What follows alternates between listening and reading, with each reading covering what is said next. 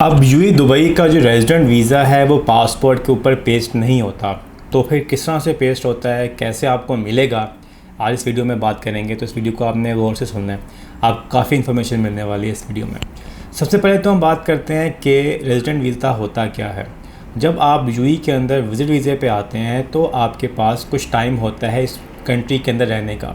अब वो 1 महीना है, 2 महीने है, 3 महीना है, उसके बाद आपको वापस जाना होता है, क्योंकि जो विज़िट वीज़ा होता है वो टेम्प्रेरी वीज़ा होता है। अब उस विज़िट वीज़े को, जो टेम्प्रेरी वीज़ा है, उसको कन्वर्ट करवाने के लिए आपको यहाँ पे परमानेंट रेजिडेंट वीज़ा चाहिए होता है। अब जो रेजिडेंट वीज़ा होता है वो 2 तरह से आपको मिल सकता है। एक, आपको या तो यहाँ पे कोई एम्प्लॉयर हायर कर ले, जॉब आपको मिल जाए, आपकी जॉब की बेस पे आपका रेजिडेंट वीज़ा इशू हो जाता है, या फिर आप यहाँ पे आके कंपनी ओपन करें, अपना कोई बिज़नेस करें, तो आपको इन्वेस्टर वीज़ा मिलता है जो रेजिडेंट वीज़ा कहलाता है। पहले क्या होता था, पहले पासपोर्ट के ऊपर जैसे वीज़ा इशू होता था, जो लास्ट जो स्टेज थी उसमें क्या होता था कि आप पासपोर्ट जमा करवाते थे इमिग्रेशन में, वहाँ पे आपको पिंक कलर का जो है वो वीज़ा पेस्ट के पासपोर्ट पे आता था और उसकी बेस पे आप ट्रैवल करते थे। अब क्या हुआ है, अब यूएई ने पासपोर्ट के ऊपर वीज़ा स्टैंपिंग ख़त्म कर दी है। अच्छा, पहले हम डिस्कस करते हैं स्टेप बाय स्टेप के होता क्या है। सबसे पहले आपने अपना विज़िट वीज़ा एक्सपायर होने से पहले उसको कन्वर्ट करवाना है रेजिडेंट वीज़े में। पहला स्टेप क्या है, क्या तो आपको कोई जॉब मिल जाए, अगर जॉब नहीं मिलती तो आपको कहीं से वीज़ा लेना होता है। अगर कोई आपको वीज़ा नहीं देता तो फिर आपको यहाँ पे लाइसेंस लेके कंपनी ओपन करके अपना वीज़ा निकालना होता है।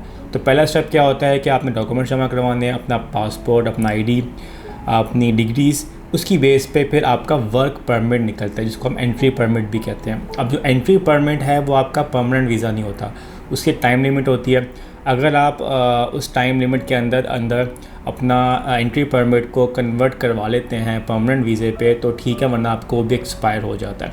सो पहले आपको मिलेगा एंट्री परमिट। अब एंट्री परमिट की बेस पे लेट्स से आप मुल्क से बाहर बैठे हुए हैं, यूएई के अंदर नहीं हैं, तो यहाँ पे अगर आपकी जॉब लगती है या आपका वीज़ा निकलता है तो उसको वह एंट्री परमिट कहा जाता है, वो आपको भेजते हैं। तो उस एंट्री परमिट की बेस पे भी आप यूएई आ सकते हैं। एक तो विज़िट वीज़ा हो गया, वो अलग है। ये एंट्री परमिट होता है, ये आपको अलाउ करता है कि यूएई के अंदर आके अपना परमानेंट वीज़े को प्रोसेस करवाया जाए। तो सबसे पहले आपका होगा एंट्री परमिट निकलेगा।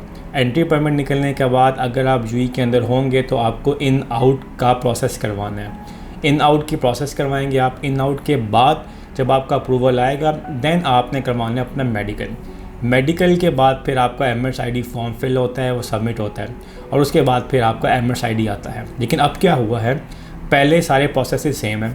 आपका वर्क परमिट भी, आपका एंट्री परमिट वर्क परमिट भी इशू होगा, आपका इन आउट भी होगा, आपका मेडिकल भी होगा। लेकिन मेडिकल के साथ ही जैसे आपका मेडिकल कंप्लीट होगा आप अपना फॉर्म अपलोड करेंगे, या कोई भी एजेंसी या कोई भी फ्री जोन या गवर्नमेंट के जो लोग या टाइपिंग वाले आपका अपलोड करेंगे, साथ ही आपका एमएसआईडी का फॉर्म भी सबमिट हो जाएगा।